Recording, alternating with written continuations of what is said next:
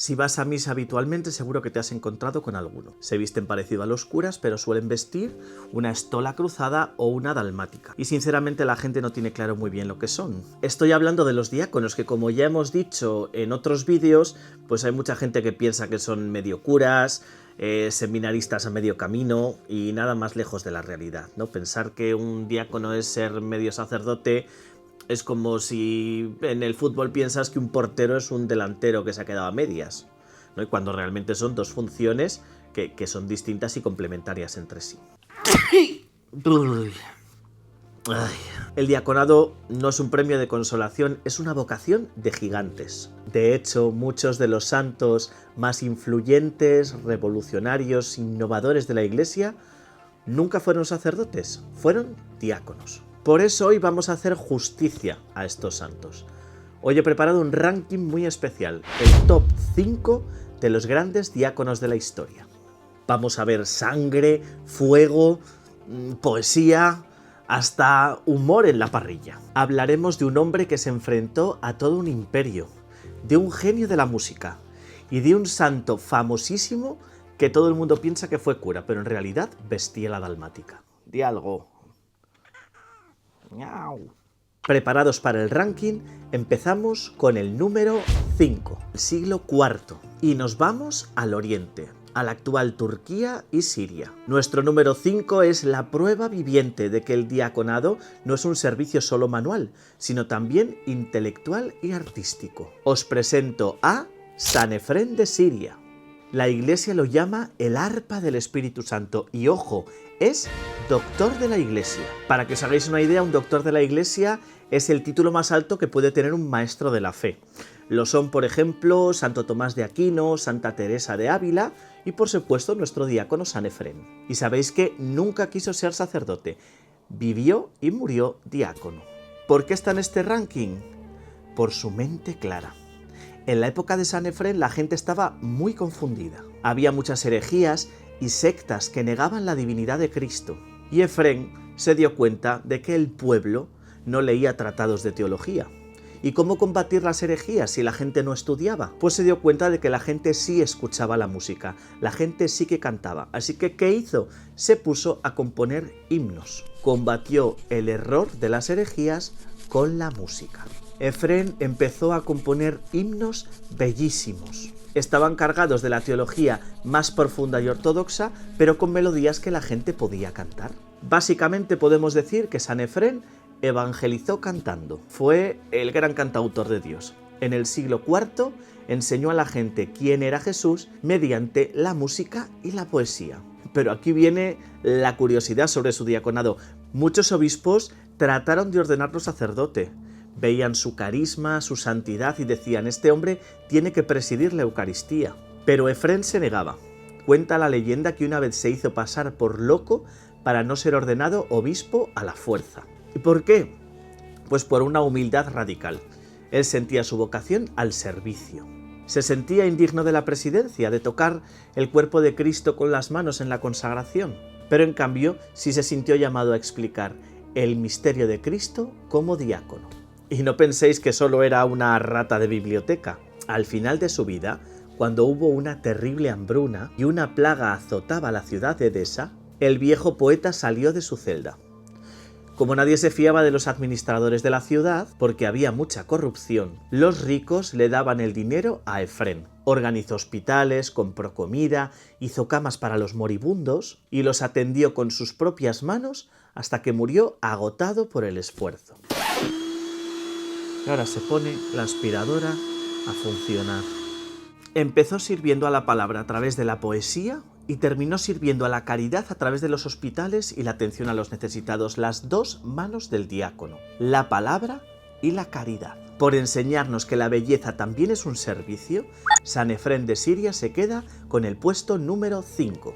Del desierto de Siria saltamos al otro extremo del mapa, a Hispania. En el puesto número 4 tenemos a un santo que si viviera sería el protagonista de una película de Marvel. Hablamos del protomártir español, San Vicente de Zaragoza. Estamos a principios del siglo IV. La persecución del emperador Diocleciano es brutal.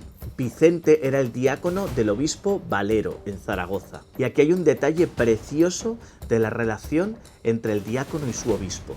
Dicen las crónicas que el obispo Valero tenía un problema en el habla.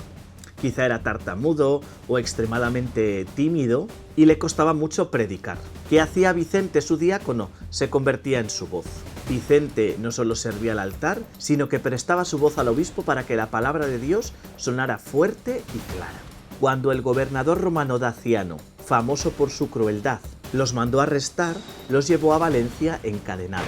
En el juicio el obispo Valero apenas podía hablar. Entonces el gobernador pensó, estos cristianos son débiles. Vicente dio un paso al frente y le dijo a su obispo, padre, si me lo permites, yo hablaré por ti. Y vaya si habló. Vicente soltó un discurso tan valiente, tan lleno de fe, desafiando a los dioses paganos, que incluso el gobernador Daciano perdió los papeles. Se olvidó del obispo, al que solo desterró, y descargó toda su ira sobre el diácono. Aquí empieza lo que hace a Vicente merecedor de este puesto. Lo que aguantó este hombre no es normal. Fue torturado con una saña histórica. El potro para descoyuntar sus huesos, garfios de hierro para desgarrar su piel. Según la tradición, incluso lo pusieron sobre un lecho de hierro candente. Pero lo increíble no es la tortura, fue su reacción. Cuentan que mientras lo torturaban él bromeaba y animaba a los verdugos para que se ensañaran más. Les decía que él era más fuerte por su fe que ellos por su odio. Daciano, desesperado porque no conseguía que renunciara a Cristo, ordenó el castigo final. Lo metieron en una celda oscura, con el suelo cubierto de trozos de cerámica y vidrio para que no pudiera descansar. ¿Y sabéis qué pasó? Que cuando los guardias se asomaron, vieron la celda iluminada y a Vicente cantando salmos. Y caminaba sobre los cristales como si fueran pétalos de flores. El gobernador, derrotado moralmente, ordenó que lo curaran y lo pusieran en una cama blanda. No sé si para quebrarlo con amabilidad o para volver a torturarlo después cuando se curara. El caso es que cuando lo acostaron en la cama suave, Vicente murió. Dios se lo llevó en paz. Vicente nos enseña la fortaleza.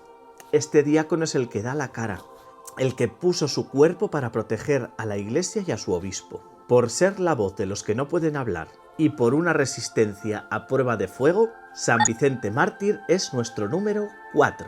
Llegamos al podio, puesto número 3, el hombre más famoso de la Edad Media. El santo que inspira a creyentes y no creyentes, el poverello de Asís.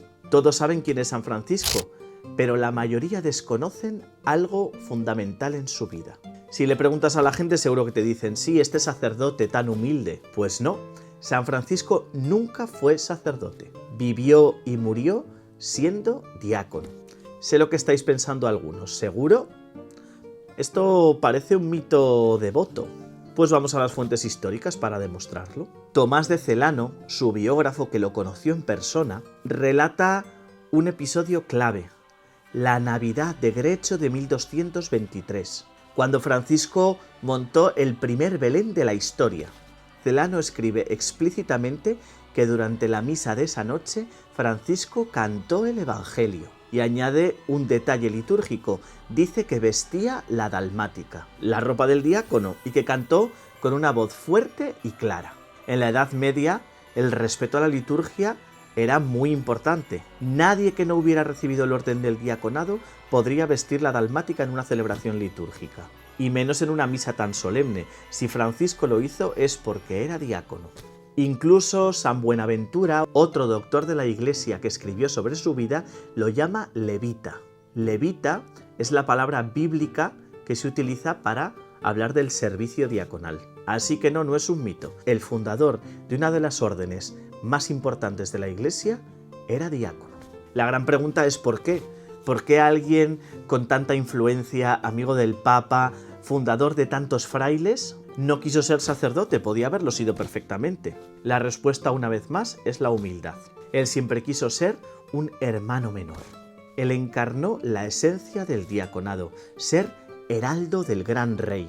El sacerdote trae a Jesús al altar en la consagración.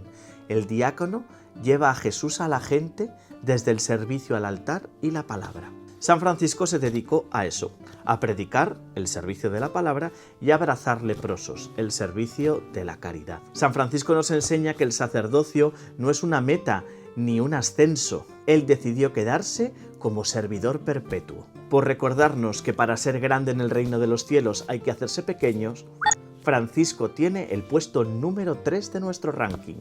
Y ahora nos vamos hasta Roma, puesto número 2 para uno de los santos más famosos de toda la cristiandad. Aquí me gustaría que borréis esa imagen, si es que la tenéis, del diácono pobrecito, con poca formación, porque para entender a nuestro número 2 tenéis que entender cómo funcionaba la Iglesia antigua. En aquella época el Papa elegía 7 diáconos para administrar la Iglesia de Roma, y al líder de los 7 lo llamaban el archidiácono. Pues bien, este era San Lorenzo.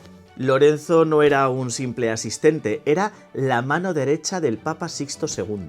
Era el administrador de todos los bienes de la Iglesia de Roma. Básicamente sería como el ministro de Economía del Vaticano en aquella época. Para este puesto no elegían a cualquiera, tenía que ser alguien intelectualmente brillante, famoso por su honradez y a prueba de corrupción. Pues Lorenzo era todo eso. Cuando el emperador Valeriano ordenó matar al Papa Sixto II, Lorenzo quiso ir con él, le dijo: ¿a dónde vas, padre, sin tu diácono? Pero el Papa le dijo: a ti, hijo mío, te espera una prueba más difícil. Y así fue. El prefecto de Roma sabía que él tenía las llaves de la caja fuerte, así que lo llamó y le dijo: sé que vuestro Dios no usa dinero, así que tráeme todas las riquezas de la Iglesia. Y aquí es donde a Lorenzo se le encendió la bombilla. Le dijo: dame 3 días y haré lo que me pides. Y pensaréis que en estos 3 días pues escondió todo el oro o se dedicó a huir. No, señor. Repartió hasta la última moneda entre los pobres de Roma, liquidó los activos de la Iglesia para que el imperio no pudiese robar ni un solo céntimo, y al tercer día el prefecto, que esperaba carretillas de oro, vio llegar a Lorenzo seguido por una fila de ciegos, cojos, viudas, huérfanos, y con una valentía y una ironía finísimas le dijo la frase más famosa de la historia de la caridad: aquí tienes, estos son los tesoros de la Iglesia. Lo que buscabas es basura comparado con ellos. Imaginaos la cara del prefecto. Lorenzo no solo le había dejado sin riquezas, sino que se había reído de su codicia en su propia cara. La sentencia fue terrible: muerte lenta en la parrilla. Y aquí viene la razón definitiva por la que es el número 2 de nuestro ranking: su alegría sobrenatural. Un diácono triste es un triste diácono, y Lorenzo mantuvo el sentido del humor incluso mientras lo quemaban vivo. Cuentan las actas de su martirio que incluso en medio del tormento tuvo fuerzas para mirar a sus verdugos y decirles: dadme la vuelta, que por este lado ya estoy hecho. Y esto no es locura, esto es alegre libertad. Lorenzo nos enseña que un diácono ha de ser competente en la gestión, valiente ante el poder y sobre todo saber reírse de la muerte, porque sabe que Cristo la ha vencido. Un gigante intelectual y espiritual. Lorenzo, nuestro número 2. Y llegamos al final, que es el principio, el origen de todo. En el puesto número 1 no podía haber otro. Hablamos del protomártir, el primero en derramar su sangre por Cristo, antes que los apóstoles, antes que nadie. Y tenía que ser diácono, San Esteban. Pero esperad, porque Esteban no estaba solo. Y para entender el diaconado al 100%, me gustaría mencionar a uno de sus compañeros de promoción. En el capítulo 6 de los Hechos de los Apóstoles, la Iglesia elige a los primeros 7 diáconos. Entre ellos destacaron 2 figuras, Esteban y Felipe. Felipe es el modelo de la acción apostólica. No se quedó quieto, salió a los caminos, predicó en Samaria, y es famoso un episodio en el que se sube al carro de un eunuco y le explica las Escrituras para después bautizarlo. Felipe nos enseña que el diácono también es un misionero que lleva la palabra y el bautismo a todos los rincones del mundo. Pero Esteban nos enseña el testimonio supremo. La Biblia lo describe como un hombre lleno de gracia y de poder. No era solo un repartidor de comida, era un teólogo brillante que debatía con los sabios en las sinagogas, y nadie podía resistir su sabiduría. Su final marca el estándar para los cristianos. Lo arrastraron fuera de la ciudad para apedrearlo, y mientras le llovían las piedras, hizo dos cosas que lo conectan directamente con Jesús en la cruz. Entregó su espíritu y gritó: Señor, no les tengas en cuenta este pecado. Perdonó a sus asesinos mientras lo mataban. Y además, en este relato aparece una clave histórica preciosa. En esa ejecución había un joven fariseo cuidando de las ropas de los que ejecutaban a Esteban, un tal Saulo de Tarso. Dice la Escritura que Saulo aprobaba esa ejecución. Vio cómo mataban a Esteban, escuchó cómo perdonaban a sus verdugos. San Agustín tiene una frase lapidaria sobre esto: si Esteban no hubiera orado, la Iglesia no tendría a Pablo. La sangre del primer diácono fue la semilla del mayor apóstol de la historia. La conversión de San Pablo y por tanto la evangelización de medio mundo fue fruto directo del sacrificio de este diácono. Así que, recapitulando, si miramos este ranking que tienen en común un poeta sirio, un administrador romano, dos mártires y un pobre de Asís, son radicalmente distintos entre sí, pero todos entendieron una cosa fundamental: la lógica del reino. En el mundo, el que manda es el que está arriba, el que es servido. En el reino, el verdadero poder está en la toalla ceñida, en el agacharse a servir. San Efrén nos enseñó que se puede servir con la inteligencia y la belleza. San Vicente que se sirve con la fortaleza de la fe. San Francisco con la humildad absoluta. San Lorenzo con la alegría y con el buen hacer. Y San Esteban con el perdón y la entrega de la propia vida. El diaconado no es un escalón de paso, es el recordatorio permanente que la Iglesia necesita para recordar que Cristo vino a servir y no a ser servido.